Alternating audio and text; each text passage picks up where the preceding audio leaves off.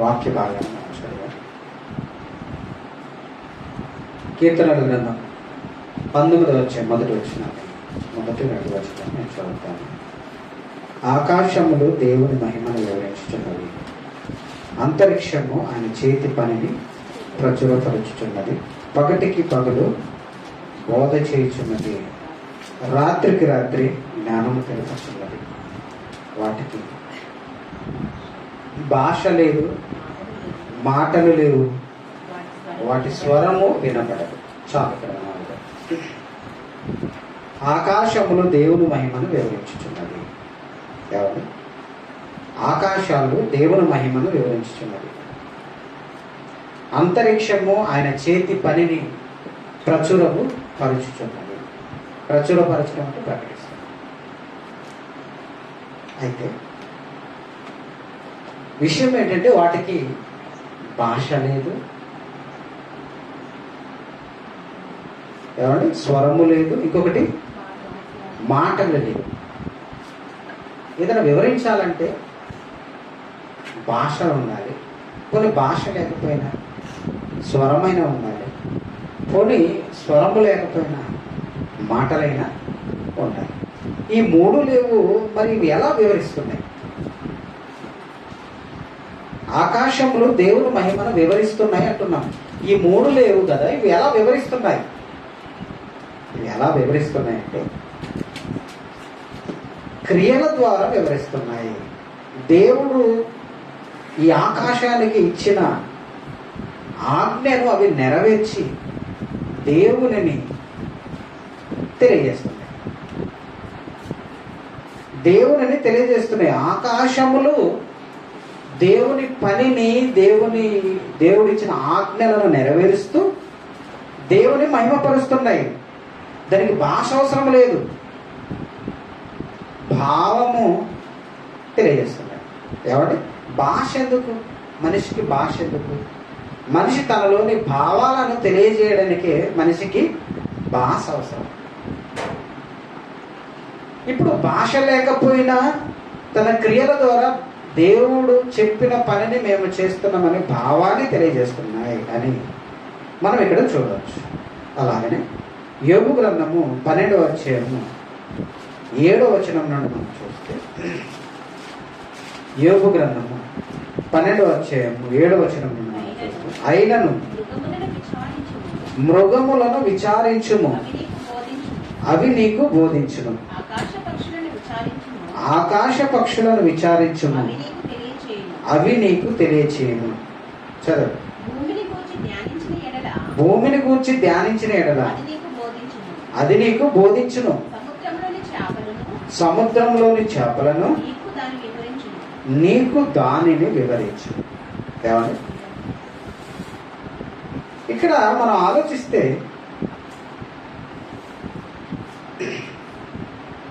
మృగములు, వాటిని విచారించండి, వాటిని పరిశీలించండి, అవి మీకు బోధ చేస్తున్నాయి. ఆకాశ పక్షులను విచారించుము, అవి నీకు తెలియజేస్తాయి. భూమిని గురించి ధ్యానించిన ఎడల అది నీకు బోధించును.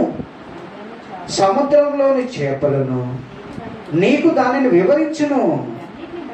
వీటన్నిటిని బట్టి యోచించిన ఎడల యెహోవా హస్తము వీటిని కలగజేసనని తెలుసుకొనని వాడు ఎవడు?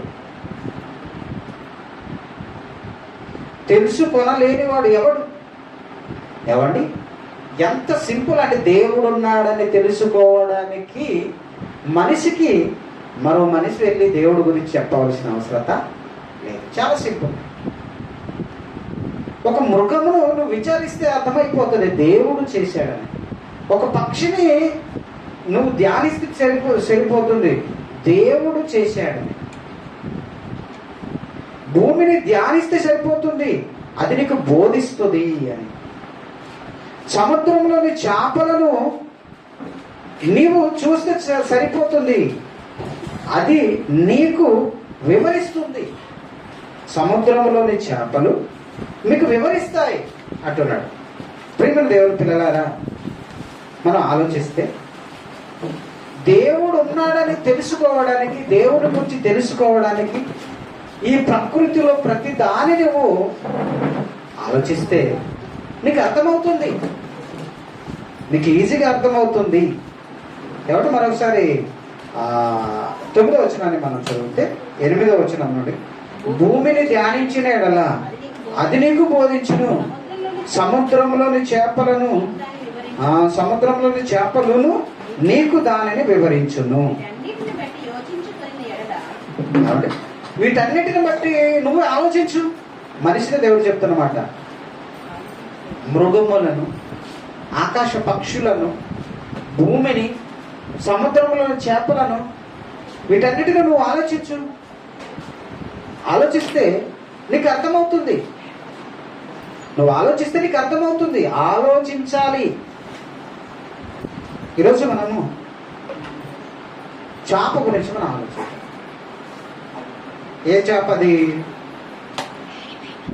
7వ వచనం చివరి భాగంలో, 8వ వచనం చివరి భాగం, సముద్రంలోని చేపలను నీకు దానిని వివరించును. ఏం చేపట?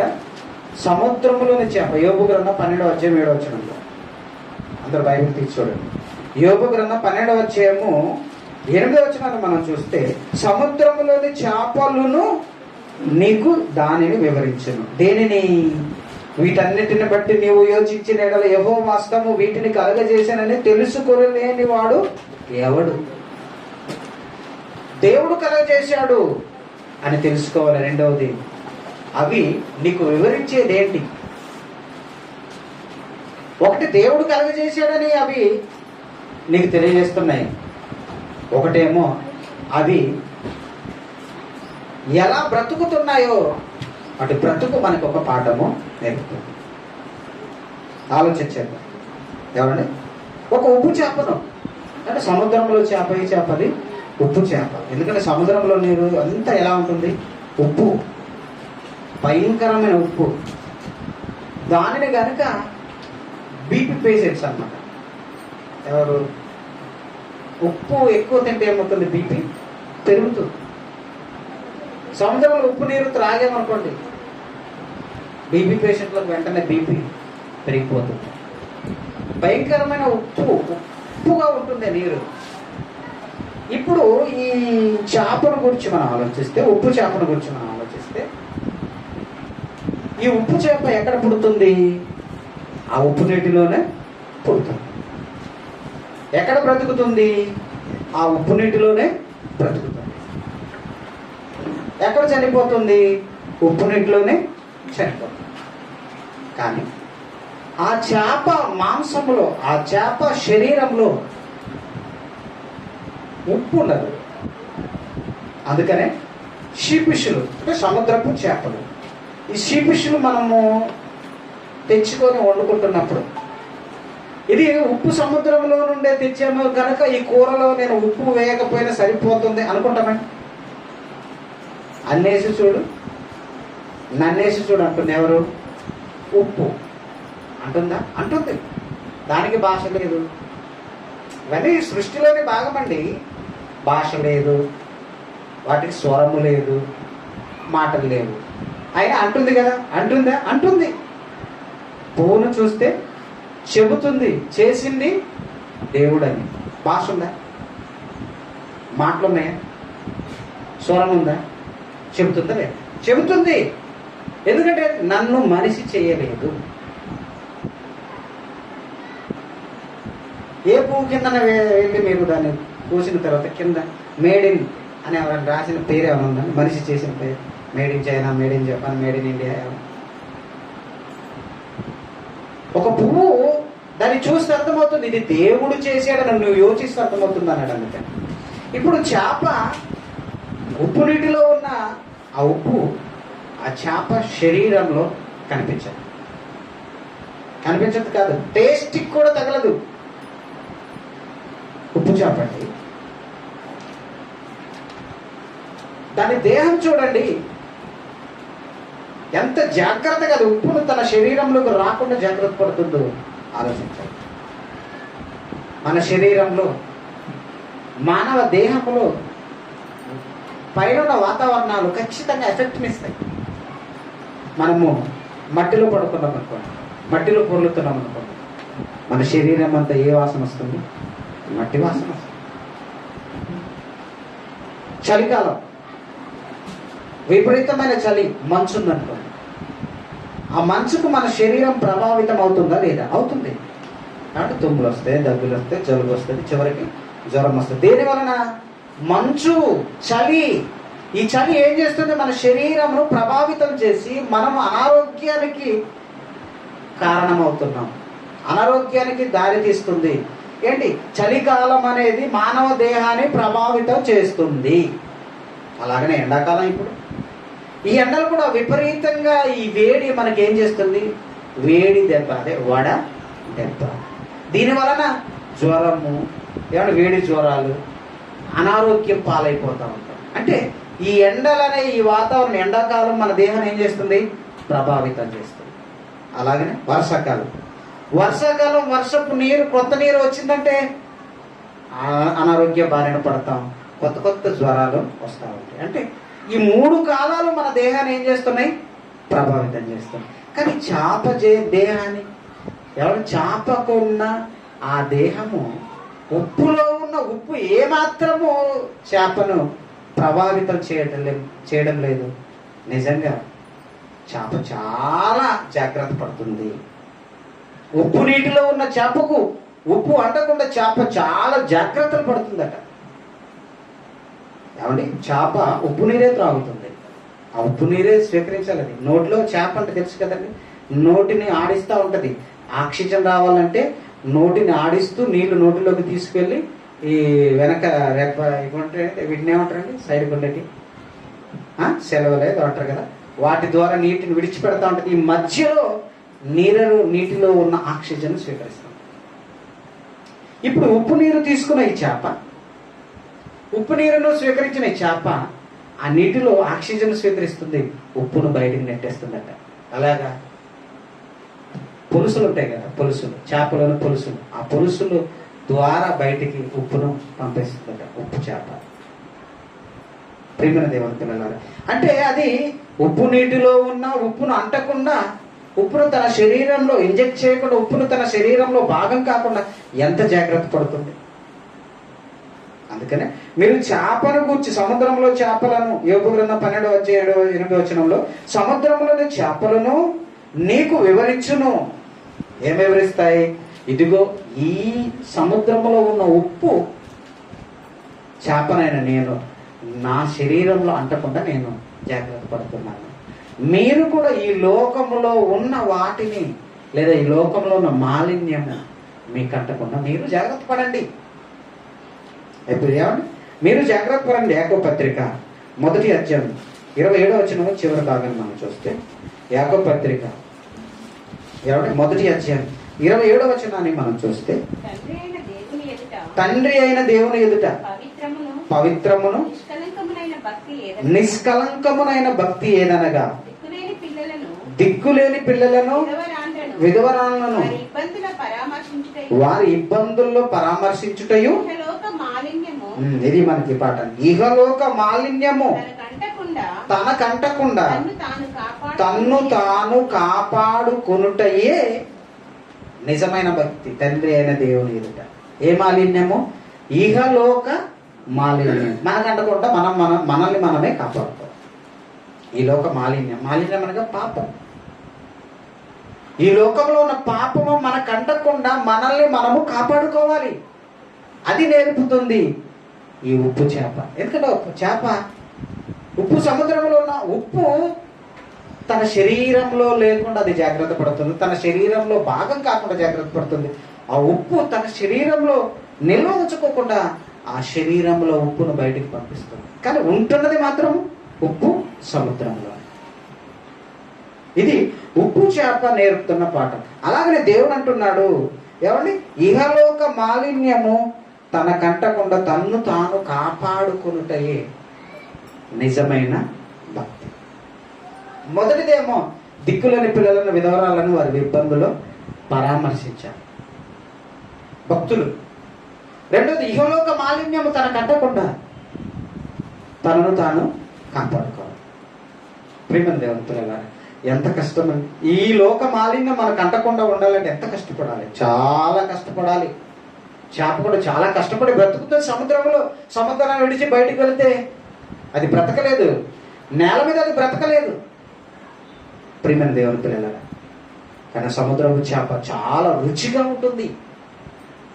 మీరు పెంపుడు చేపలు, చెరువు చేపలు రుచి వేరు, ఏమండి, నాటు చేపల రుచి వేరు, గోదావరి చేపల రుచి వేరు, సముద్రపు చేపల రుచి వేరు. పులస అనే చేప గోదావరిలో సంవత్సరానికి ఒక్కసారి గుంపులు గుంపులుగా తిరుగుతూ ఉంటాయి. అవి చాలా ఖరీదట్టండి. కేజీ 2,000 నుండి 10,000 వరకు ఉంటుంది. అవి దొరికితే ప్రజలు ఖరీదు ఎంత పెట్టని కొనుక్కొని తింటారు. విషయం ఏంటంటే, బ్రతికున్న చేప తినేది ధనవంతుడు, ఎండిన చేప తినేది పేదవాడు. మనం ఏ చేప తింటాం? సముద్ర చేప గురించి మాట్లాడుతున్నాం. మనం ఎండిన చేపలు, ఉప్పు చేపలు తింటాం, ఎండబెట్టినవి. అంతేనా? పులస చేప కొనుక్కుంటున్నాం. మీరు ఎవరు పులస కొనుక్కుంటారు? 2,000 కేజీ. అది కూడా దొరకదు. ధనవంతుడు బ్రతుకున్న చేపను తింటాడు, పేదవాడు ఎండిన చేపను తింటాడు. మొత్తానికైతే చేపలు ధనవంతులు తింటారు, పేదవాళ్ళు తింటారు. కానీ చేప జీవితాన్ని మనము ఆలోచిస్తే నిజంగా చేప చాలా జాగ్రత్త పడుతుందట. అది గుడ్లు కూడా, సముద్రంలో ఒక చేప ఉంది, అది గుడ్లు కూడా నదిలోకి వెళ్ళి పెడుతుందట. ఒక చేప అంటే ఉప్పు నీటిలో ఆ గుడ్డు ఎక్కడ పాడైపోతుందని నదిలోనికి వెళ్ళి గుడ్లు పెడుతుందట. కనుక ఇహలోక మాలిన్యం మనకంటకుండా ఉండాలంటే మనము కూడా తగు జాగ్రత్త వహించాలి. ఒక సందర్భాన్ని చూపిస్తాను. ఆదికాండంలో ఇక్కడ ఒక మంచి చేప ఉన్నది. ఆ చేప ఎవరు? ఏమంటే ఆ చేప గురించి మనం ఆలోచిస్తే మంచి చేప అని చెప్పాలి. ఎందుకంటే చేపలు పోల్చి మాట్లాడుతున్నాం. పేతురు గారు రాసిన 2వ పత్రిక 2వ అధ్యాయము 7-8 వచనాలను మనం చూద్దాం. పేతురు గారు రాసిన 2వ పత్రిక 2వ అధ్యాయం 7-8 వచనాలను మనం చూస్తే, దుర్మార్గుల కామ వికార యుక్తమైన నడవడి చేత బహు బాధపడిన నీతిమంతుడగు లోతును తప్పించెను. ఆ నీతిమంతుడు వారి మధ్యను కాపురం ఉండి తాను చూచిన వాటిని బట్టి వినిన వాటిని బట్టి వారి అక్రమమైన క్రియల విషయములో దినము తన నీతి గల మనసును నొప్పించుకొనుచూ వచ్చెను. ఎవరు ఈ చేప? లోతు గారండి. అబ్రహాము యొక్క బాబాయ్ కొడుకు, లేదా అబ్రహాము కుమారుడుగా, లేదా అబ్రహాముతో వచ్చినవాడు నీతిమంతుడు. ఈ లోతు ఆయన ఉంటున్న సొదొమ గొమొర పట్టణాల గురించి ఆలోచిస్తూ, వాళ్ళు ఎలాంటి వారట? దుర్మార్గుల కామ వికారయుక్తమైన నడవడి చేత బహు బాధపడిన నీతిమంతుడగు లోతు. ఆ పట్టణంలో ఉంటున్నారు. ఆ పట్టణంలో ఉన్న ప్రజలను, తనతో పాటు ఉన్న వారిని చూసి దుర్మార్గుల కామ వికారయుక్తమైన నడవడి. ఇది మామూలు పట్టణం కాదు, దుర్మార్గుల కామ వికారం. కామము వేరు, కామానికి మించింది వికారం. ఎవరు? దుర్మార్గుల కామ వికారయుక్తమైన నడవడి చేత. వీళ్ళు కామముతో కళ్ళు మూసుకోవడమే కాదు, వికారం కూడా ఉంది వీళ్ళకి. ఇక ఆడ మగ, ఏమంటే శరీర కోరికలు, పరశరీరాన్ని ఆశించడం. స్త్రీ పురుషులే కాకుండా పురుషులు, తర్వాత ఎవరు క్రొత్త వారు వస్తే వాళ్ళను కూడాలి అనే భయంకరమైన కామపిశాచులు ఎవరు? సొదొమ గొమొర పట్టణాలు. మరి వారిని చూసినప్పుడు ఆ పట్టణంలో ఉంటున్న నీతిమంతుడైన లోతు అందులో ఒక్కటి కూడా చేయకుండా ఉన్నాడు. అందుకని ఆయన దుర్మార్గుల కామ వికారయుక్తమైన నడవడి చేత బహు బాధపడిన నీతిమంతుడగు లోతు. అంటే నీతిమంతుల్లో ఒకటి ఉంటుందండి. ఏముంటుందంటే, తన గ్రామంలో ఉన్నవారు ఈ పాపములతో పాడైపోతుంటే బాధపడుతుంటారు. అయ్యో, మీరు ఎందుకు ఇలా అయిపోతున్నారు, వీళ్ళు ఎందుకు ఇలా అయిపోతున్నారు, పాపంలో మరి కూరుకుపోతున్నారేంటి అని నీతిమంతుడు ఏం చేస్తాడు? బాధపడతాడు. నేను బాగున్నాను చాలు అనుకోడు. ఈ దుర్మార్గుల కామ వికార చేష్టలను చూసినప్పుడు నీతిమంతుడు అనేవాడు బాధపడతాడు. మనం కూడా ఏం చేయాలి? బాధపడాలి. నీతిమంతులమైతే లేదు నేను బాగున్నాను, నేను బాగానే ఉన్నాను, పక్క వాడు నాకు ఏమైపోతే నాకేంటి అనుకోడు. నీతిమంతుడు బాధపడుతూ ఉన్నాడట. వారు అక్రమమైన క్రియల విషయంలో దినదినము తన నీతి గల మనసును నొప్పించుచు వచ్చెను. ప్రతిరోజు వారి అక్రమమైన క్రియల విషయంలో, క్రమం లేదు, అక్రమమైన క్రియల విషయంలో దినదినం ఏం చేస్తున్నాడు? నొప్పించుకుంటాడు, బాధపడుతున్నాడు, రోజు బాధపడుతున్నాడు. అంటే ఏంటి ప్రభు? మరి మనం కూడా బాధపడుతున్నాం. బాధపడితే వారి బాగు కోసం ప్రార్థన చేస్తాం, వారిని బాగుపరచడానికి క్రియలు చేస్తాం. అంతే కదా. బాధపడ్డ మన కుటుంబంలో ఎవరైనా బాగలేదు అనుకోండి, హాస్పిటల్లో ఉన్నారు, మనం ఏం చేస్తాం? వెళ్ళి చూసి వస్తాం, పరామర్శించి వస్తాం. అవసరమైతే ఆర్థికంగా మనకు తోచిన సహాయము చేస్తాం, ఎందుకంటే మన వారు కాబట్టి. ఇప్పుడు దేవుడు అంటున్నాడు, వారు అక్రమమైన క్రియల చేత, అనగా నీ తోటి వారు లోకంలో ఉన్నారు అక్రమమైన క్రియల చేత దేవుణ్ణి బాధపెడుతున్నా, సమాజాన్ని బాధపెడుతున్నా, వాళ్ళు మారట్లేదంటే మారకపోవడం బట్టి నీతిమంతుడు బాధపడతాడు. నీతిమంతుడు బాధపడతాడు, ఆవేదన చెందుతాడు. వారి మార్పు కోసం ప్రార్థన చేస్తాడు, అవసరమైతే క్రియలు కూడా చేస్తాడు. ఇది నీతిమంతుడు లక్షణం. ఇది ఇహలోక మాలిన్యం అంటకుండా ఉండడమే కాకుండా ఇహలోకములో మాలిన్యంలో కొట్టుకుపోతున్న వారి కోసం ఆలోచించేవాడే నీతిమంతుడు. రైట్. ఇప్పుడు మనం ఆ సందర్భాన్ని మనం చూద్దాం. ఏమంటే ఆదికాండము, అందరూ ఒకసారి బైబిల్ తీయండి, ఆ సందర్భాన్ని చూద్దాం. లోతు గారు ఎంత బాధపడుతున్నారు. ఏమంటే ఆ రోజు ఆ 2 పట్టణాలు మాలిన్యంలో నిండిపోయి ఉన్నాయి. ఆ 2 పట్టణాలు మాలిన్యంలో నిండిపోయి ఉన్నాయి. వాటి పరిస్థితులు మనం ఆలోచిస్తే ఏమండి ఎంత దారుణంగా ఉన్నారో మనం అర్థమవుతుంది, మనం చూస్తే అర్థమవుతుంది. 23వ వచనం నుండి చదువుదాం. 19వ అధ్యాయము, ఏమండి 19వ అధ్యాయం 23వ వచనం, ఆదికాండం 19వ అధ్యాయం 23వ వచనం. లోతు సోయరుకు వచ్చినప్పుడు ఆ దేశమున సూర్యుడు ఉదయించాడు. అప్పుడు ఏమండి మొదటి నుండి చదువు, మొదటి నుండి చదువు. 19వ అధ్యాయం మొదటి వచనం. ఆ సాయంకాలమున ఆ 2 దేవదూతలు సొదొమ చేరున్నప్పటికీ లోతు సొదొమ గవిని యొద్ద కూర్చొని ఉండెను. లోతు వారిని చూచి వారిని ఎదుర్కొనుటకు లేచి సాష్టాంగ నమస్కారం చేసి, నా ప్రభులారా, దయచేసి మీ దాసుని ఇంటికి వచ్చి రాత్రి వెళ్ళబుచ్చి కాలు కడుక్కొని మీరు పెందలకడ లేచి మీ త్రోవను వెళ్ళవచ్చనెను. అందుకు వారు, అలాగూ కాదు, నడివీధిలో రాత్రి వెళ్ళబుచ్చినమని. చాలు ఆగదు. ఇక్కడ సాయంకాలమున ఏమంటే ఆ కాలంలో ఎవరైనా బాటసారులు అంటారు, బాటసారులు ఎవరైనా వాళ్ళ గ్రామానికి బాటసారులు అనగా వేరే ఊరు వెళ్ళేవారు ఆ గ్రామానికి వస్తే రాత్రి అయిపోతే ఆ గ్రామములో వీధులలో పడుకొని ఉదయం వెళ్తారు. లేదా ఎవరైనా వారిని ఇంటికి చేర్చుకుంటే ఆ ఇంట్లో వారు సేద తీర్చుకుని ఉదయం లేచి వెళ్తారు. ఇప్పుడు లోతు కూడా ఆ సొదొమ గవిని ఎదుట కూర్చొని ఉన్నాడు. ఈ సందర్భం మనకి చాలాసార్లు చదివిన ఈరోజు మనం ఆలోచిస్తుంటే, ఎప్పుడైతే దేవదూతలు మానవ రూపం దాల్చుకొని ఆ గ్రామానికి వస్తున్నారో, గవిని బయట, గవిని అంటే గేట్ అనుకోవాలి, లేదా ఆ ఊరు స్టార్టింగ్ పొలిమేర అంటారు. పొలిమేరలో కూర్చొని లోతు వాళ్ళు ఆ ఊరి వాళ్ళు కాదని ఆయనకు అర్థమైపోయి వాళ్ళకి సాష్టాంగ నమస్కారం చేసి, ఏమండి దయచేసి ఈరోజు మా ఇంటికి వచ్చి మీరు రాత్రి మా దగ్గర బస చేసి రేపు పొద్దునకి వెళ్ళని అంటున్నారు. ఏ పట్టణంలో ఇది జరుగుతుంది? సొదొమ గొమొర పట్టణం. యాక్చువల్గా ఈ సొదొమ గొమొర పట్టణాలని రెండింటినీ నాశనం చేయడానికి దేవుడు దేవదూతలను పంపించాడు. ఎందుకంటే ఈ సొదొమ గొమొర పట్టణాల మొర దేవుడికి వినపడేది. ఏ మొర? ఆ పట్టణాలు మొరపిట్టే దేవుడికి, ఇక్కడ వీళ్ళు ఎవ్వరు బాగలేదు ప్రభు, ఈ పట్టణాలు మేము మొయ్యలేకపోతున్నామని ఆ పట్టణాలే దేవుడికి మొరపెట్టాయి. కనుక దేవుడు దేవదూతలు పంపించాడు, ఆ దేవదూతలు నాశనం చేయడానికి వచ్చినాయి. అలాంటి దేవదూతలు మానవ రూపం దాల్చి ఆ గ్రామంలోకి అడుగు పెడుతుంటే ఒక మంచివాడు చూడండి వాళ్ళు కనపడుతున్నాడు. నీతిమంతుడు కనపడుతున్నాడు, ఆతిథ్యం ఇస్తానంటాడు, మా ఇంటికి రమ్మంటున్నాడు. కనుక వాళ్ళ ఇంటికి ఆ దేవదూతలు వెళ్ళారు. రైట్.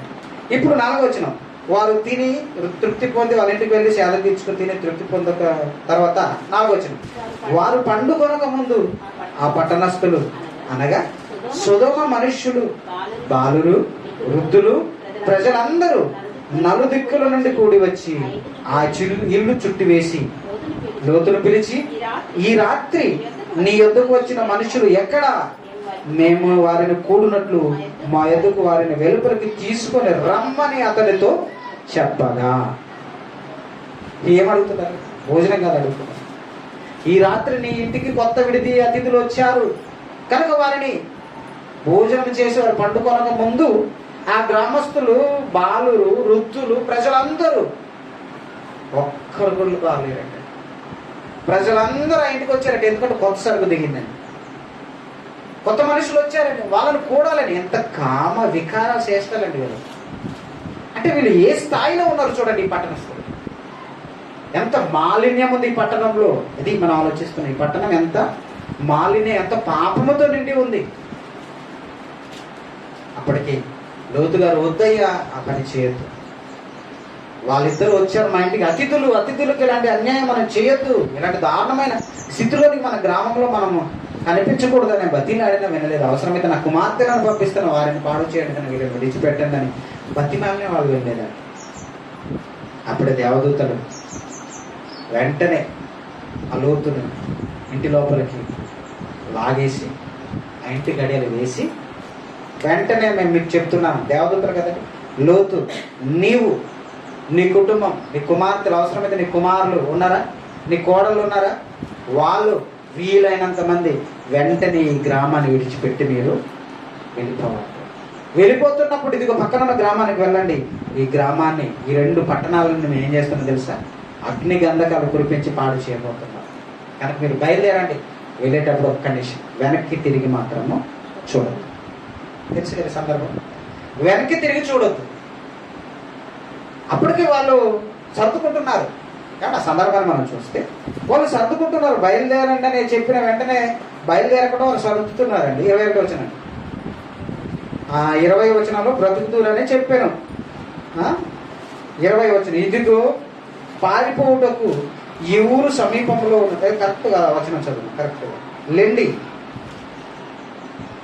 14 వచనం కాదు, ఎన్నో వచనం?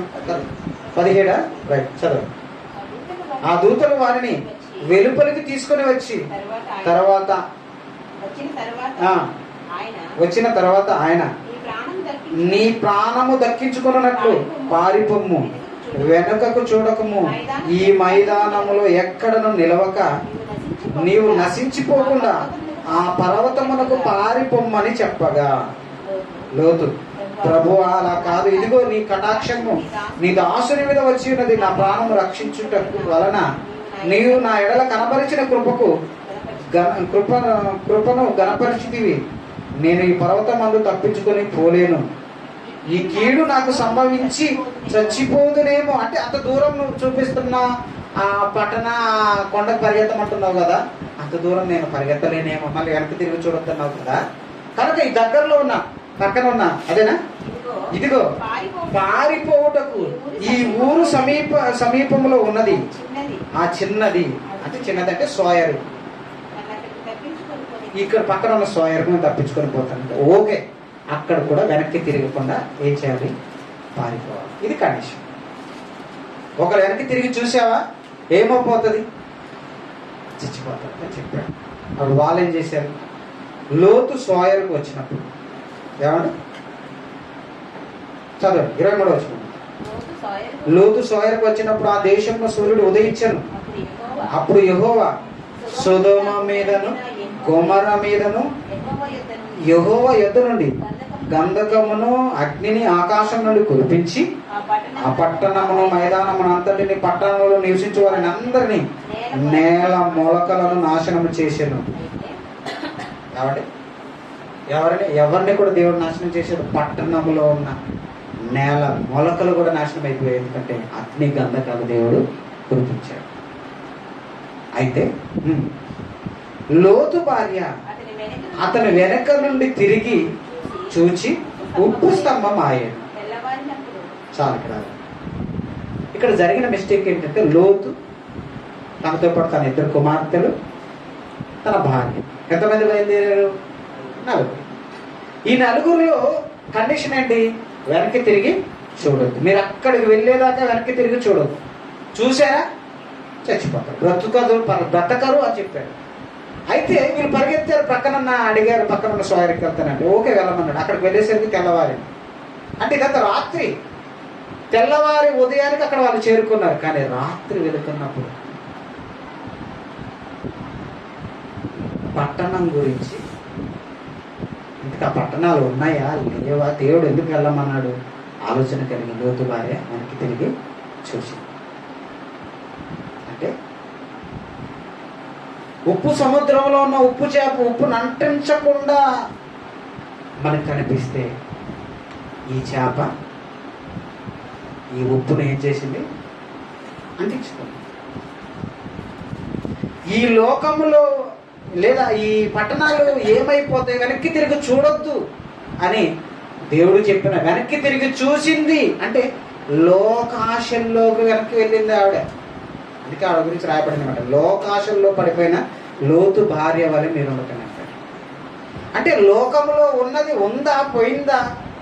నా ఊరు ఉందా? దేవుడు చెప్పాడు నాశనం చేస్తానని, మరి ఎందుకు వెనక్కి తిరిగి చూసింది? అంటే ఈ మాలిన్యము విడిచిపెట్టకుండా మాలిన్యాన్ని అంటించుకుంది ఆవిడ. అందుకే చచ్చిపోయింది, ఉప్పు స్తంభంగా మారిపోయింది. అంటే లోకములో ఉన్న మాలిన్యాన్ని విడిచిపెట్టే అవకాశం వచ్చినా లోతు భార్య ఏం చేసింది? విడిచిపెట్టలేదు. లోతు విడిచిపెట్టాడు.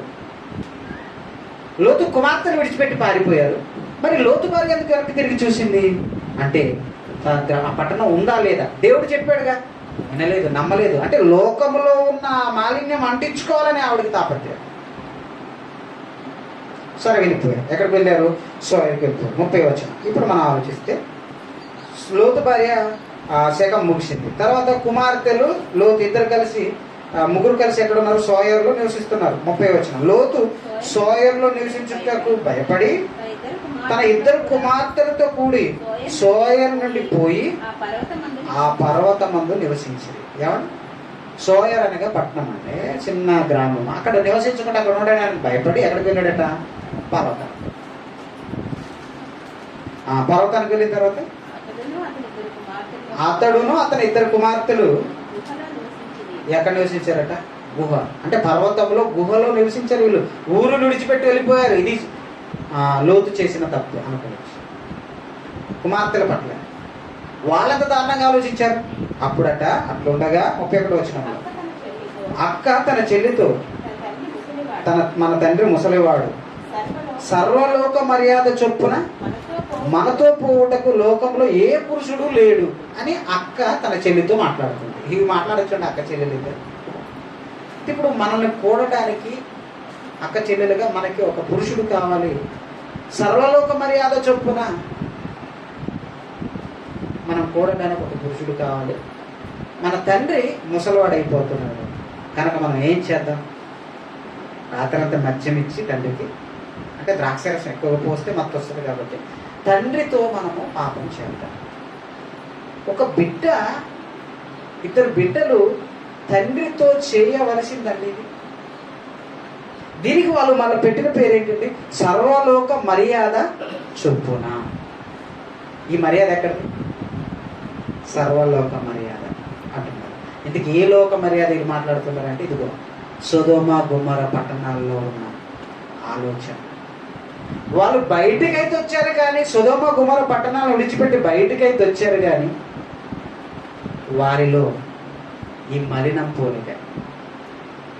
అంటే ఇప్పుడు మనకి ఈ అడవిలో ఏ పురుషుడు లేకపోతే తండ్రితో మనం శయనించవచ్చు అనే ఈ చెడ్డ ఆలోచన ఎక్కడిది? మాలిన్యం ఎక్కడిది? ఇది సొదొమ గొమొర పట్టణాలలో. అక్కడ స్త్రీ పురుషుడు భేదం లేదు కదా, అక్కడ కదా నివసించారు. ఇప్పుడు ఉప్పు నీటిలో ఉన్న ఉప్పు చేప ఉప్పు అంటకుండా బ్రతకలేకపోయారండి వీళ్ళు. సర్వలోక మర్యాద చొప్పున ఏ పురుషుడు మనకు లేడా? వీళ్ళు వచ్చింది ఎక్కడి నుండి? సోయారు గ్రామం నుండి వచ్చారు. ఆ గ్రామంలో పురుషులు లేరా? పెళ్లి చేసుకోవచ్చుగా. అంటే వీళ్ళు పెళ్లి చేసుకోకుండా తండ్రితోనే పాపము చేసి పిల్లలకి అందాం అనుకున్నారు. ఎంత దారుణం అండి! ఇదే ఈ లోక మర్యాద, ఈ లోక మాలిన్యం. లోతు ఉన్నాడు కానీ లోతు కంటలేదు. లోతు నీతిమంతుడు, ఆయనకు తెలియదు. ఆయనతో శ్రేణించిన లోతు మత్తులో ఉన్నప్పుడు వాళ్ళు చేశారు. కానీ లోతు వారిని ఒంటరిగా తీసుకువెళ్ళడం ఆయన చేసిన తప్పిదంగా మనకు అనిపిస్తుంది. అంటే మీరు ఆలోచించండి, ఈ వీళ్ళు ఆ ఊరిలో నుండి బయటకు వచ్చిన లోతు భార్య అక్కడే ఉప్పు స్తంభం అయిపోయింది. ఆ ఊరిని విడిచిపెట్టలేక, మాలిన్యాన్ని విడిచిపెట్టలేక వీళ్ళు ఊరిని విడిచిపెట్టి వచ్చినా వీళ్ళలో ఈ ఉప్పు అనేది, లేదా ఇది పాపం అనేది, మాలిన్యం అనేది వారిలో అలానే ఉంది. ఊరిని విడిచిపెట్టి వచ్చినా వాళ్ళలో మాలిన్యం ఉందండి. ప్రియమైన దేవుని పిల్లలారా, ఎంత దారుణమైన స్థితిలో వీరున్నారో. జన్మనిచ్చిన తండ్రితో సేవించే స్థితికి వాళ్ళు వెళ్ళిపోయారు. జన్మనిచ్చిన తండ్రితో పాపం చేసే స్థితికి వాళ్ళు వెళ్ళారండి. అది కూడా తండ్రికి తెలియకుండా. ఎంత దారుణానికి ఒడిగట్టారు. అంటే రేప్ చేయడానికి మొత్తం మంది ఇచ్చి రేప్ చేయొచ్చు అన్న ఆలోచన చూడండి వారికి ఆ రోజుల్లో. ఈ రోజుల్లో మనం అప్పుడప్పుడు వార్తలు ఉంటాం కదా, బలవంతంగా పిలుస్తారంట. ఈ మధ్యకాలంలో మగపిల్లలు, ఆడపిల్లలు ఎవరు ఏమీ లేకుండా బర్త్డే పార్టీ అండి అని ఆహ్వానిస్తున్నారు. ఈ మధ్యకాలంలో ఆంధ్రలో జరిగింది. ఒక 5 అబ్బాయిలు ఒక అమ్మాయిని బర్త్డే పార్టీకి ఆహ్వానించారు. ఈవిడ ఒప్పుకుంటూ వెళ్ళింది. అనకూడదు, సిగ్గుండదు. పిలిచింది ఎవరు? మగపిల్లలు. బర్త్డే పార్టీ పిలిచారు. ఆ తర్వాత ఏం చేశారు? డ్రింక్ ఉంటుంది కదా, కేక్ తిన్న తర్వాత ఏముంటుంది? డ్రింక్ ఉంటుంది. ఆ డ్రింక్లో మొత్తం మంది పోసారు. మొత్తం వచ్చింది. 5 రేపు చేసేసారు. తర్వాత చంపేస్తారు. రేపైన పూర్తితో ఏం చేస్తారు? చంపేస్తారు. అప్పుడు మొత్తుకున్నా అంటే ఈ లోక మర్యాద చూడండి. బర్త్డే పార్టీలను వెళ్ళడం అంటే ఎవరు వెళ్ళమన్నారు? వెళ్ళాను అంతే. జాగ్రత్త లేదా? నీకు బాధ్యత లేదా? సమాజం బాగలేదు, ఈ సమాజం విషయంలో జాగ్రత్త ఉంది. కనీసం తోడు అన్న, తమ్ముడు, తండ్రి ఎవరైనా వెళ్ళాలి కదా. ఎవరు లేకుండా వెళ్ళడం అనేది ఫ్యాషన్ అయిపోయింది. చివరికి ఏమైపోయింది? ప్రాణం పోయింది. రేపు చేసిన వాళ్ళు ఏం చేస్తారు? ఆ మత్తులో చేసేస్తారు. తర్వాత ఎక్కడ బయట పెడుతుంది, ఎక్కడ పోలీసులకు చెప్తుంది, ఎక్కడ మా మీద పాక్సో చట్టం చాలా దారుణంగా ఉంది తెలుసు కదా. పాక్సో కేసు అంటే పోక్సో, మైనర్ బాలికను రేప్ చేస్తే పోక్సో కేసు. ఏం మాట్లాడవు, దారుణంగా జైల్లో వేసేస్తారు. కాబట్టి అప్పుడు భయమే చేస్తారు. పాపం చేసిన వాడికి అప్పుడు భయమే చేస్తారు. ఏం చేస్తారు? ఇప్పుడు ఇది బయటపడకుండా ఉండాలంటే ఏం చేయాలి? పెట్టి తగలు పెట్టేసి చివరికి ప్రాణాలే పోయి. ఈ లోకంలో మాలిన్యం ఉన్నప్పుడు జాగ్రత్త పడాలి, అంటించుకోకూడదు. ఇప్పుడు ఈవిడ తప్పిదం ఏం లేదండి, ఈవిడ అన్యాయంగా బలైందండి. లోకం మాట్లాడవచ్చు, లోకం మాట్లాడుతుంది కదా, ఆమెకు న్యాయం చేయండి, జస్టిస్ కావాలి, ఆమె న్యాయం చేయండి. ఆమె చనిపోయి వెళ్ళిపోయింది. ఇప్పుడు ఆవిడ తప్పిదం లేదు, పరలోకం ఇస్తారు దేవుడు. అసలు నిన్నెవడు వెళ్ళమన్నాడు అక్కడ దేవుడు? అది దేవుడి చట్టం. నిన్నెవడు వెళ్ళమన్నాడు? కొన్ని ప్రాంతానికి వెళ్ళి వస్తుంటే వెయిట్ చేసి చంపేశారు ఏమన్నా? కాదు కదా. నేను పార్టీకి ఎవరు వెళ్ళమన్నాడు అంటే. ప్రియమైన దేవుని పిల్లలు, చాలా జాగ్రత్త ఉండే. ఈ లోక మాలిన్యం మనకు అంటకుండా ఉండాలంటే ఆడపిల్లలు, మగపిల్లల విషయంలో దేవుడు ముందుగానే చెప్పాడు. వీళ్ళు ఎంత దారుణమైన స్థితిలోకి ఉన్నారంటే, లోతు కుమార్తెలు ఆ మాలిన్యం ఉంది. సొదొమ గొమొర్రా పట్టణాల మాలిన్యం వాళ్ళకి అంటుకొని ఉంది.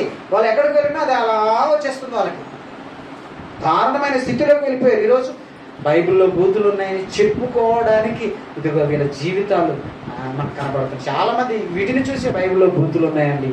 బూతులు కాదయ్యా, వాళ్ళు చేసిన దారుణమైన తప్పిదాన్ని దేవుడు ఖచ్చితంగా రాయించాడు. మరొకసారి ఇలాంటి పొరపాటు సమాజంలో కనపడకూడదని. తండ్రి బంధము, కూతురు బంధము చాలా విలువైనది. దానికి ఎవరు వరసలు లేని స్థితిలోనికి వాళ్ళు వెళ్ళారంటే ఈ లోక మాలిన్యం అలాంటిది. ఈ లోకంలో ఉన్నదంతా శరీరాశ, నేత్రాశ, జీవపు డంబం. దీనికి వాయు వరసలు ఉండవు. దీనికి కావాల్సిన ప్రధానం ఆనందం. ప్రియమైన దేవుని పిల్లలారు, ఈ లోక మాలిన్యం చేస్తున్నాం దారుణమైనది. అందుకే పౌలు ఏమని పేతురు గారు అంటారు, అపోస్తలుల కార్యంలో 2:40 మనం చూస్తే, అపోస్తలుల కార్యంలో 2:40 మనం చూస్తే, అపోస్తలుల కార్యంలో 2:40 మనం చూస్తే, అపోస్తుల కార్యంలో 2:40 ఇంకను అనేక విధములైన మాటలతో సాక్ష్యమిచ్చి మీరు మూర్ఖులకు ఈ తరము వారికి వేరై రక్షణ పొందుడి. ఈ తరముకు వేరవ్వాలి. మూర్ఖమైనది ఈ సమాజం. మూర్ఖుడు అంటే ఎవరండి? చెప్పినా వినని వాడిని మనం ఏమంటాం? మూర్ఖుడు అండి. వీడికి ఎంత చెప్పినా వినడండి. ఇది మంచిది కాదని చెప్పినా వినడండి. మూర్ఖుడు అంటారు. ఈ లోకము మూర్ఖమైనది. తప్పును కూడా రైట్ అంటది. దేవుడు చెప్పిన మాటలు కూడా రైట్ అంటది. ఈ లోకం తీరండి. ఈ మూర్ఖులైన ఈ తరము వారికి మీరు వేరై రక్షణ పొందండి. ఈ లోక మాలిన్యం మూర్ఖమైనది. ఆ లోక మాలిన్యం మనకు అట్టకుండా ఉండాలంటే దేవుని మాటలు మనం వినాలి. దేవుడు చెప్పింది సత్యం, దేవుడు చెప్పింది నిజం, దేవుడు గ్రంథంలో రాయించింది వాస్తవం. ఈ వాస్తవాన్ని మనం స్వీకరించాలి. ఈ లోక మాలిన్యం మనకొద్దు. ఈ లోక మాలిన్యము లేకుండా మనం బ్రతకాలి. ఇహలోక మాలిన్యం మనం కంటకుండా బ్రతకాలి. మన క్యారెక్టర్ని మనం కాపాడుకోవాలి. అది మన చేతిలోనే పెట్టాడు దేవుడు. ఇహలోక మాలిన్యం అంటకుండా నిన్ను నువ్వు కాపాడుకొనడమే నిజమైన భక్తి. లోకంలో మాలిన్యం, పాపం ఉంది. ఎన్ని రకాల పాపాలు ఉన్నాయి, అనేక రకాల పాపాలు ఉన్నాయి. కామము, క్రోధము, మదము, లోభము. లోభం అంటే తెలుసు కదండి, పిసినారి. లోభముతో చచ్చిపోతారు. లోపులుగా మిగిలిపోతాడు. వాడు తినడు, ఇంకొకరిని తినేయడు, దేవుడి కోసం ఖర్చు పెట్టడు. తుదకి ఆ లోభముతోనే చచ్చిపోతాడు. ఇలాంటి ఈ మాలిన్యాలు ఏమండి మనకుంటే మనం ఈ లోకాన్ని విడిచిపెట్టిన వారం కాదు. ఒక చేప చూడండి, సముద్రంలో ఉన్న ఆ ఉప్పును అంటకుండా ఎంత జాగ్రత్త కాపాడుకుంటుంది. అందుకని ఉప్పు చేపను మీరు ఒకసారి సముద్రంలో చేపను ధ్యానించిన ఎడల అది మీకు బోధించును. ప్రియమైన దేవుని పిల్లలారా, ఆలోచించండి ఒకసారి. కనుక ఈ లోక మాలిన్యం మనకు అంటకుండా ఉండాలంటే తగు జాగ్రత్త వహించాలి. చాలా జాగ్రత్త వహించాలి. దేవుడేమో ఎలాంటి ఆలోచనలు పెట్టుకున్నాడు మన మీద? ఫిలిప్పీయులకు రాసిన పత్రిక 2వ అధ్యాయము 19-20 వచనాలు చూద్దాం. ఫిలిప్పీయులకు రాసిన పత్రిక 2వ అధ్యాయం 19-20 వచనాలను మనం చూస్తే, 2వ అధ్యాయం 19-20 వచనాలను మనం చూస్తే దేవుడేమో ఇహలోక మాలిన్యం మనకు అంటకుండా ఉండాలని నేనును 2వ అధ్యాయం 19 వచనం అది కదా, 14 వచనం చూద్దాం. మీరు మూర్ఖమైన వక్రజనము మధ్య నిరపరాధులను నిష్కలంకులను అనింద్యులనైన దేవుని కుమారులగునట్లు సనుగులను సంశయములను మాని. చూడండి, మూర్ఖులకు మళ్ళీ అక్కడ నుండి మూర్ఖమైన వక్రజనము మధ్య నిరపరాధులు నిష్కలంకులు అనింద్యులునై. ఏమండి, నిరపరాధులుగా ఉండాలి, నిష్కల్మషంగా ఉండాలి. అనింద్యులు అంటే నిందలు లేని వారిగా ఉండాలి. ఎవరు?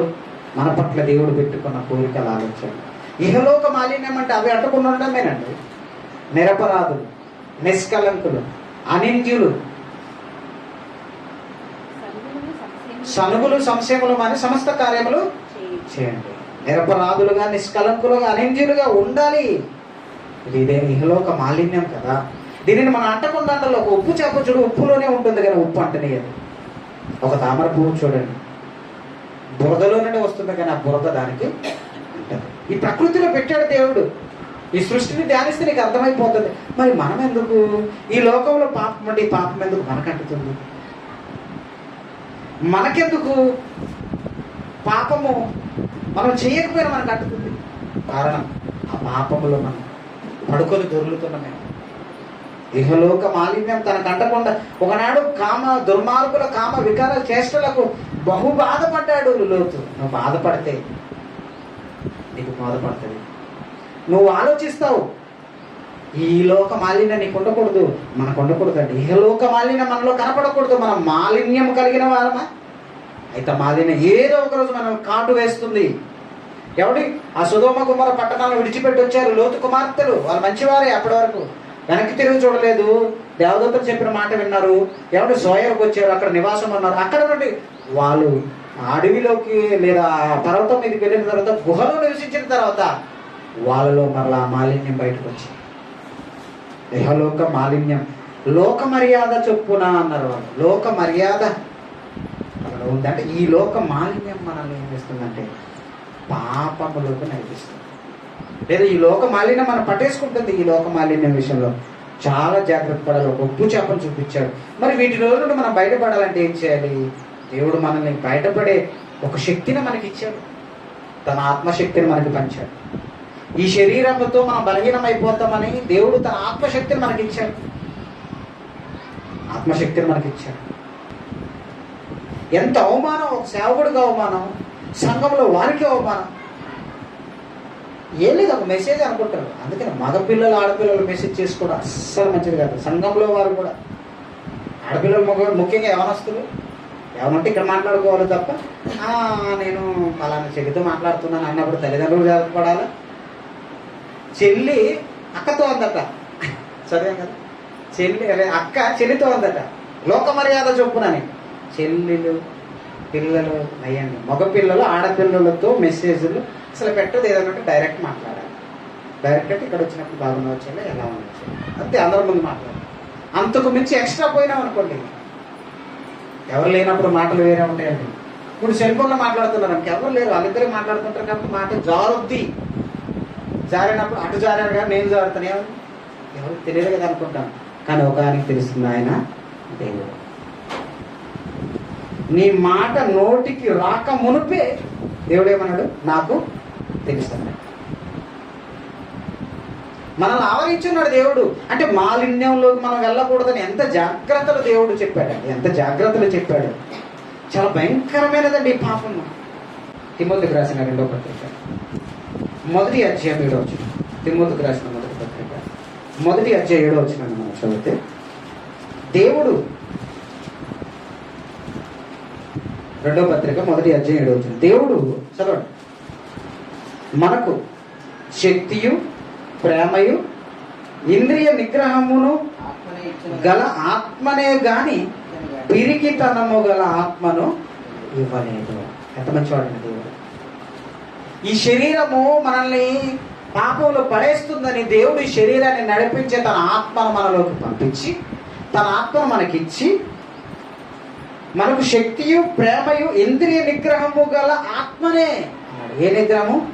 ఇంద్రియ నిగ్రహము గల అంటే మన ఇంద్రియాలను, ఇంద్రియం అనగా శరీరం అంటే మన శరీరాన్ని కంట్రోల్ చేయగలిగిన ఆత్మని దేవుడు మనకి ఇచ్చాడు తప్ప పిరికితనము గల ఆత్మని దేవుడు మనకి ఇవ్వలేదు. అంటే కంట్రోలింగ్ చేయగలిగే శక్తి నీ ఆత్మకి ఉంది. నిన్ను, నీ దేహాన్ని, నీ శరీరాన్ని కంట్రోలింగ్ చేయగలిగే శక్తి ఆత్మకుంది.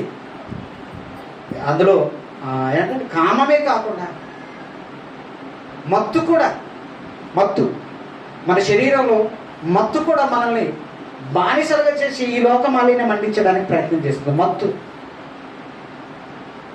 మత్తు యేసుక్రీస్తు వారు కూడా కానాను పెళ్లి విందుకు వెళ్ళిన తర్వాత, కానా అని పెళ్లి విందుకు వెళ్ళిన తర్వాత, కానా అనే గ్రామంలో ద్రాక్ష రసం త్రాగాడు. ఈ మధ్యకాలంలో ఒక ఆయన అంటున్నాడట, యేసుక్రీస్తు ద్రాక్ష రసం త్రాగలేదు, మేము కూడా ద్రాక్ష రసం తాగుతాం.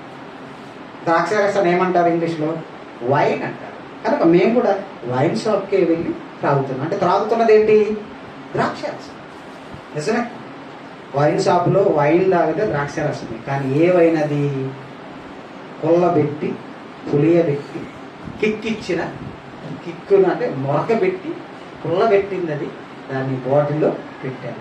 ఒక్కసారి ఆ బాటిల్ నువ్వు కింగ్ ఫిషర్ అంటావా, ఏ ఫిషర్ అంటావా, ఓపెన్ చేసి చూడు. ఒకసారి ఇలా ఇలా ఓపెన్ చేసి ఇలా చూడు, పైకి లేస్తుందంటే దాంట్లో ఉన్నది ఏంటి? గ్యాస్. ఏ గ్యాస్? నిన్ను మత్తులోకి తీసుకెళ్ళి ఒక పులిసిన గ్యాస్.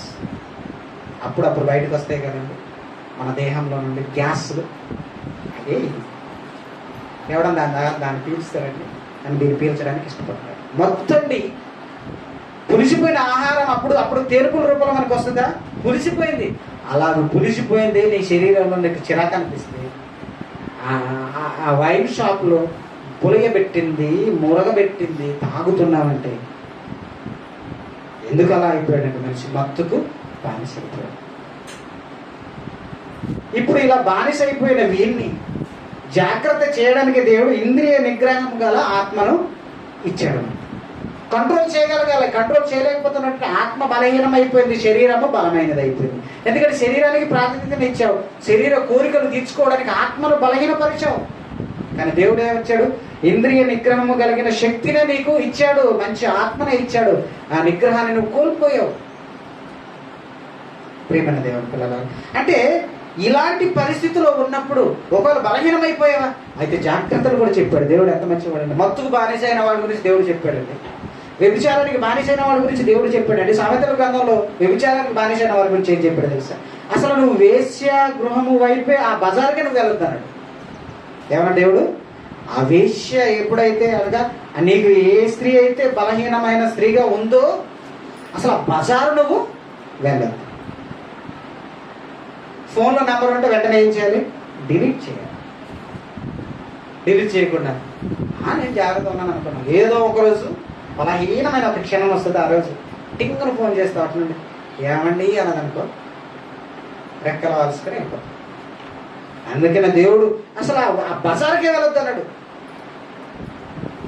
లేదండి నేను స్టడీ అంటే నేనే పాపం చేయను అనుకున్నారనుకో, స్త్రీ పురుషులు ఎవరైనా ఎలా ఉంటుందంటే అప్పుడు మీరు చేసిన ఈ తప్పిదం ఎలా ఉంటుందంటే, ఒక ఆయన మందు మానేశాడు. చెప్తాను ఎగ్జాంపుల్. ఒక ఆయన మందు మానేశాడు, తాగి మందు మీద బోరు కొట్టు మానేశాడు. నేను మందే తాగనని డిసైడ్ అయిపోయాడు, తాగట్లేదు మంచిగా.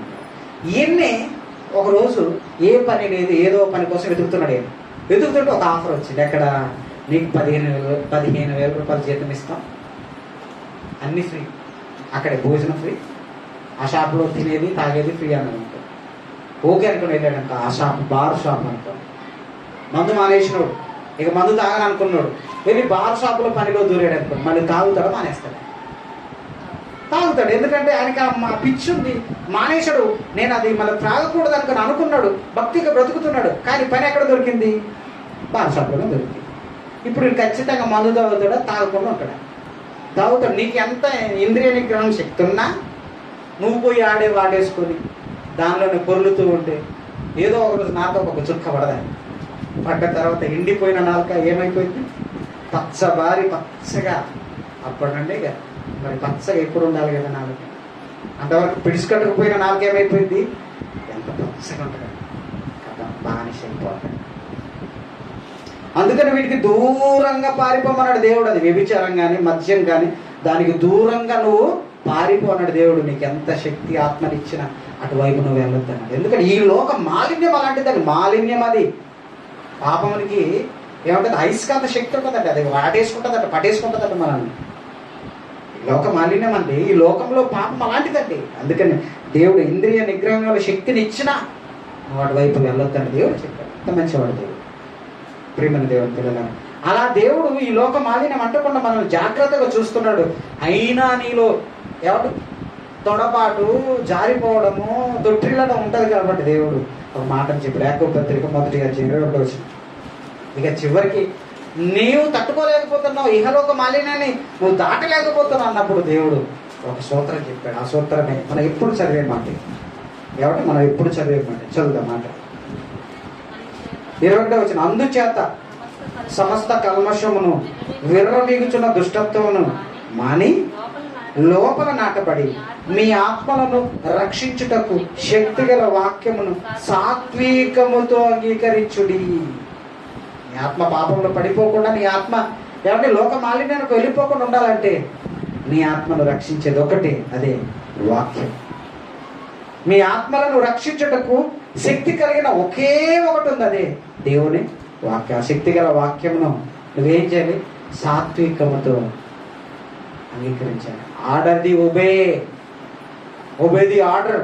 ఒబే ది ఆర్డర్ అంటే వాక్యం చెప్పింది ఏదైనా కళ్ళు మూసుకొని నువ్వు పాటించు.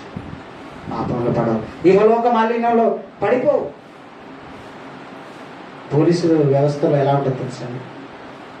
పోలీస్ వ్యవస్థలో పైన అధికారి ఆర్డర్ ఇస్తే అది అన్యాయమైన నీ అధికారి చెప్పింది నువ్వు ఖచ్చితంగా చేయాలి అని అంటారు. ఒబేది ఆర్డర్ అంటారు. అంటే నీకే కళ్ళ ముందు అది అన్యాయం అని తెలుస్తుంది నువ్వు ఎస్ఐ అయితే, కానీ సిఐ చెప్తే ఖచ్చితంగా సిఐ గారు చెప్పారు చేయాల్సింది. ఆయన అంటే వదిలేయాల్సింది లేదండి, ఆయన దొంగండి అన్న. అవతల నుండి ఒక ఫోన్ వచ్చింది, పెద్ద ఆయన ఫోన్ చేసి మావోడు ఆయన జోలికి వెళ్ళొద్దని రాజకీయ నాయకుడు ఫోన్ చేశాడు సిఐ గారికి. సిఐ గారు ఎస్ఐ గారికి వదిలేయ పెద్ద నుండి ఫోన్ అంటే వదిలేయాల్సింది, ఎందుకంటే ఒబేది ఆర్డర్. అది పోలీస్ వ్యవస్థలో మనం చూస్తాం. అది రైట్ అని నేను అనట్లేదు, కానీ నీవు గనక నేను గనక వాక్యాన్ని ప్రేమించి వాక్యానికి మనం ఒబే అవుతండి. వాక్యం చెప్పింది ఇదిగో నువ్వు వేసా సాంగత్యం నాకు అసలు నువ్వు వెళ్ళొద్దు, వ్యభిచారంలో నువ్వు పారిపోనాడు కదా. యోసేపు పారిపోయాడు కదా. బైబిల్లో చాలామంది మేము ఇంద్రియ నిగ్రహం ఒక బలహీనమైన క్షణంలో పాపం చేసేయమంటారు. అది సినిమాలో చూపించినట్టు ఒక వర్షం కురిసిన రాత్రి ఎక్కడో వెళ్తుంటే ఎవరి ఇంట్లో డోర్ కొట్టాడట, వెళ్తేనట అక్కడ స్త్రీ ఉందట, ఆ బలహీనమైన క్షణంలో పాపం చేసినట్ట. మరి యోసేపు ఉన్నాడు కదా, బైబిల్లో యోసేపు ఉన్నాడు కదా, ఆయన యవనస్తుడు, మంచి యవనంలో ఉన్నాడు. అందగత్తె భార్య, పోతిఫర్ భార్య, ఒక అధికారి భార్య, ఒక అందమైన ఆవిడ బలవంతం చేసిన యోసేపు పారిపోయాడు. ఇంద్రియ నిగ్రహము గల ఆత్మని కలిగి ఉన్నాడు కదా. మరి నీకు నాకుంది కదా. మనం ఎందుకు వ్యభిచారం ఒకటే కాదండి, మత్తు బానిసత్వం, మత్తు అనగా మద్యమే కాదండి, భోజనం వలన మత్తు, నిద్ర వలన మత్తు చాలా రకాలు ఉన్నాయి. మద్యం సేవించడమే మత్తు కాదు.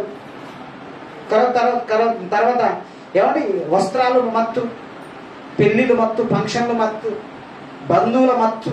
ఈ మత్తులండి, ఈ మత్తుల్లో మనం మునిగిపోతున్నామంటే నీ శక్తి, ఇంద్రియ నిగ్రహ శక్తి ఏమైపోయింది? దేవుడు ఇచ్చిన ఆత్మ నువ్వు బలహీనపరిచావు, శరీరాన్ని బలపరుస్తున్నావు, శరీరాశలో మునిగిపోతున్నావు. ఒక ఉప్పు చేప నేర్పుతుంది కదా, ఉప్పులో ఉంటున్న ఉప్పు చేప ఉప్పు అంటకుండా బ్రతుకుతుంది. నీవు కూడా ఇహలోక మాలిన్యం అంటకుండా బ్రతికిన నాడే నీవు నిజమైన భక్తుడు. ఇహలోక మాలిన్యం ఎట్టి పరిస్థితుల్లో మనకు అంటకూడదంటే మనలో మన ఆత్మను రక్షించడానికి శక్తి గల వాక్యాన్ని మనం ఎలా అంగీకరించాలట? సాత్వికం.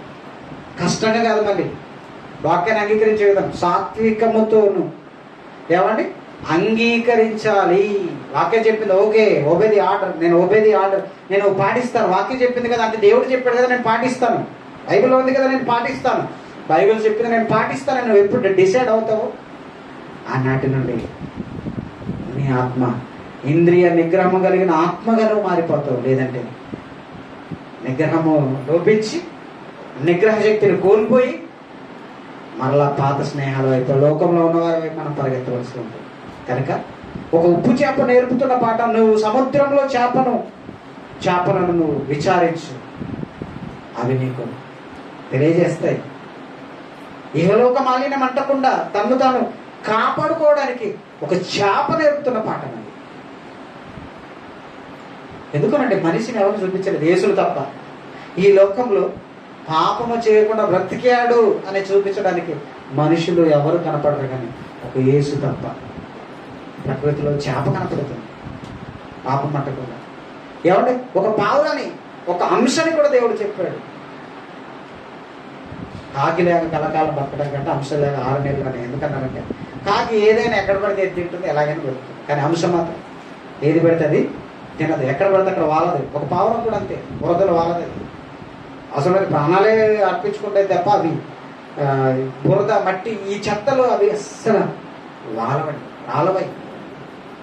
అవి ఒక జీవిని, ఒక పక్షిని మనం చూస్తున్నాం పాపం అంటకుండా, ఒక పువ్వును చూస్తున్నాం పాపం అంటకుండా, తామర పువ్వు బురదల నుండి వస్తుంది. కానీ మనిషి దగ్గరకు వచ్చేసరికి ఫలానా మనిషి అని దేవుడు ఎవరిని చెప్పలేదు. దావీదును చూసిన ఒక పాపం ఉంది, యోబులో కూడా పాపం ఉంది, ఏమంటే భక్తులు అబ్రహాములో కూడా మైనస్ ఉంది. దేవుడు ఏం చెప్పాడు అబ్రహాముతో? ఆయన నీ గర్భవాసం నుండి కుమారుడు వస్తాడు, ఆయన్ని గొప్ప జనము చేస్తాను అన్నాడు. చెప్పేసి వెళ్ళాడు. ఆయన బాగానే ఉన్నాడు. తర్వాత భార్య వచ్చి, ఏమండి దేవుడు చెప్పాడు కానండి, నేను మన దాసి ఉంది కదా, ఆవిడతో పిల్లలు కలిగితే నా పిల్లలు అనుకుంటానండి నేను. అప్పుడు అబ్రహాం ఏమనాలి? నోరుమోయ్ అనాలి. ఏమన్నాడు? చారా మాట, అక్కడ రాయబడిన మాట అంటే చారా మాట వినేను. అక్కడితో అబ్రహాం గారు చేసిన పొరపాటుకి ఈరోజు ప్రపంచ దేశాలు, అరబ్ కంట్రీస్ అంతా ఆ గాడిద స్వభావం గలవాడి సంతతేనండి. అడవి గాడిద స్వభావం అంటే వాడు పుట్టాడు ఆ రోజు. ఎవరు? ఇస్మాయిల్. వాడి గురించి రాబడి అనమాట. అడవి గాడిద స్వభావం. అడవి గాడిద ఎలా ఉంటుంది? దాన్ని కట్టి గడ్డి పెట్టి స్నానం పెట్టి దానికి ఏం కట్టినా తినదది. గాడిదంటేనే మామూలుగా మనం మాట్లాడేటప్పుడు ఊరే అడ్డగాడిద మాట్లాడడం ఏమంటాం? అడ్డగాడిద నిలువు గాడిద మాట ఉంటుందేమో కానీ అడవి గాడిద మాత్రం దాని గురించి రాయబడింది అన్నమాట. బైబిల్లోనే చెప్తున్నాను. అందరి చేతులు ఆయనకు వ్యతిరేకంగా ఉంటాయంటే ఆయన చేతులు వాళ్ళకు వ్యతిరేకంగా ఉంటాయి. అందుకనే వీళ్ళేవరు మాట వినరు. ఆ గర్భవాసం నుండి వచ్చిన వాళ్ళు ఎక్కువ శాతం, అందులో కూడా మారి క్రైస్తవ స్వీకరించిన వాళ్ళు ఉన్నారు, కానీ ఎక్కువ శాతం ఆ స్వభావం కలిగిన వారు ఈరోజు ఉంది. అబ్రహాము సంతతి ఎప్పుడు గొడవ. ఈరోజు ఆయన కుమారులుగా పిలువబడుతున్న విశ్వాసుల సంతతిగా ఉన్న మన మీద కూడా వాళ్ళు ఎప్పుడు కడుపు మాట. మేము వారసులం చెప్పుకోవడే తప్ప దేవుడి విషయంలో అన్నదమ్ములమే కదా మనం ఒక శరీరంలోనే పుట్టినాం కదా అనే భావన లేకుండా అయిపోయారు. చాలా మంచివారు ఉన్నారు, కానీ చాలా చెడ్డవారు కూడా అక్కడ. ఇది మనం ఈ జీవితంలో మనం చూస్తున్న బ్రతుకులు కనుక మనం దేవుడు చెప్పిన మాటల విషయంలో తగు జాగ్రత్త వహించాలని కోరుకుంటూ ఈ మాటను ముగిస్తున్నాను. ప్రార్థన